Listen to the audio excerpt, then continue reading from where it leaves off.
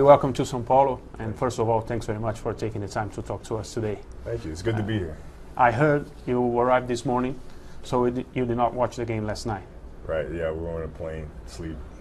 But you obviously know what happened, Right, sure. and something about performances, or not, just the score and the hit one? No, I don't know exactly what happened yet. I just know what the result was.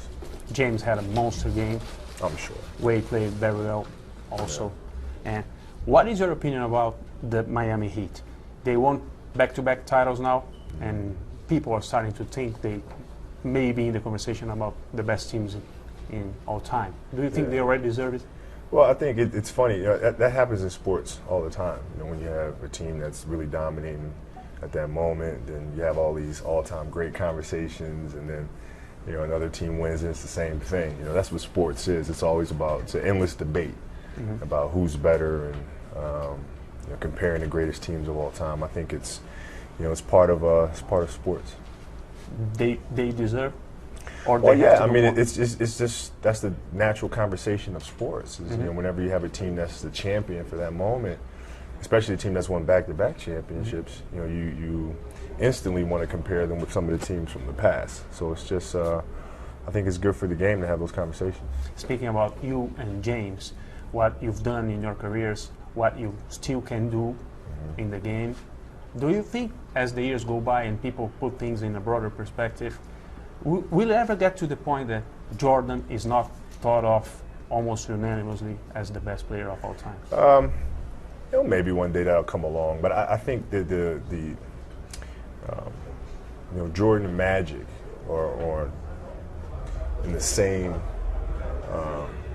area in terms of not only looking at what they did on the court, but look at how they elevated the game off the court. The attention that they brought to the game, how they really helped transform the game into a global sport that it is today.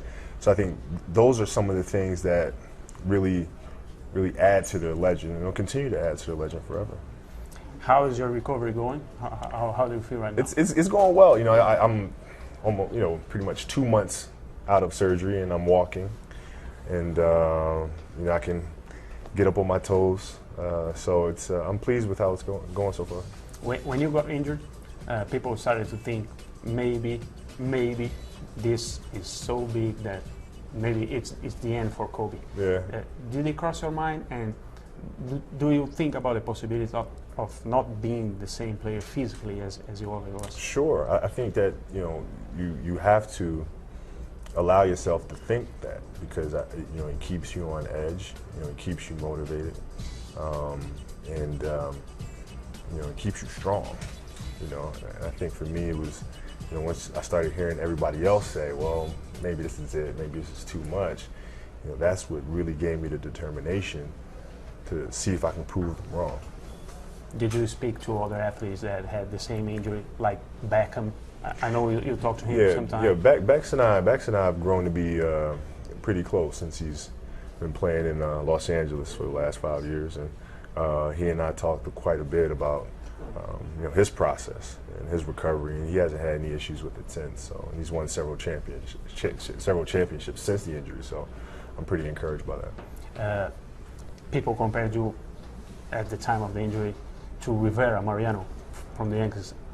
The point that they are not the types of players that will let an injury say it's time to go. And would you do that?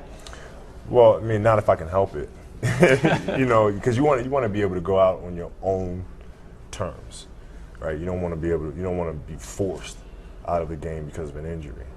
You want to be able to say, this is a game that I love to play. I've played it for so many years. I've been very blessed to play the game for this long, and you want to feel like when you're leaving the game, you're leaving because you want to. What is more important for you right now at this stage in your career? What do you need, and what do you want the most? The same as it's always been, is winning championships.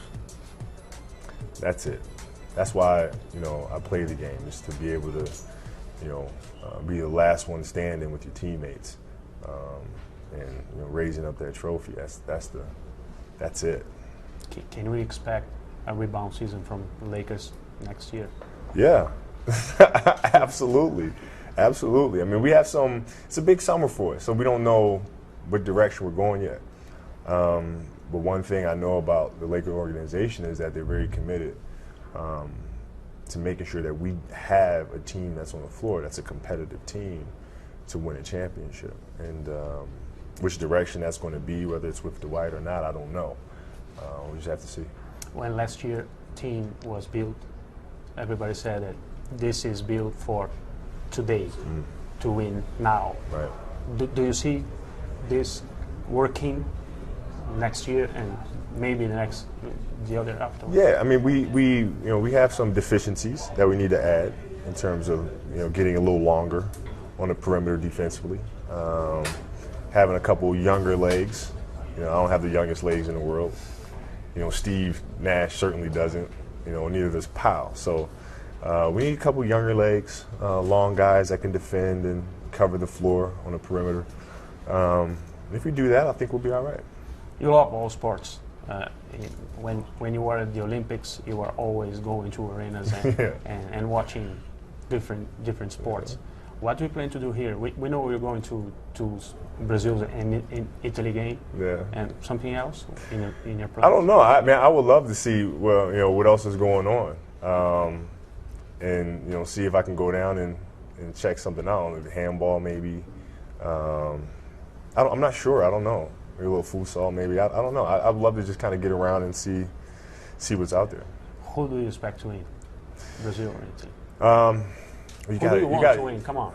It's tough for me to pick who I want. Because I grew up in Italy. Yeah, I know that. You know what I mean? It's like it's my home away from home. But I've been a fan of Brazilian soccer for so many years. Obviously, growing up and watching Pelé, like I used to think I was Pelé growing up. Like I was him. So it's a huge honor for me to go to that match tomorrow and be able to check out these two clubs.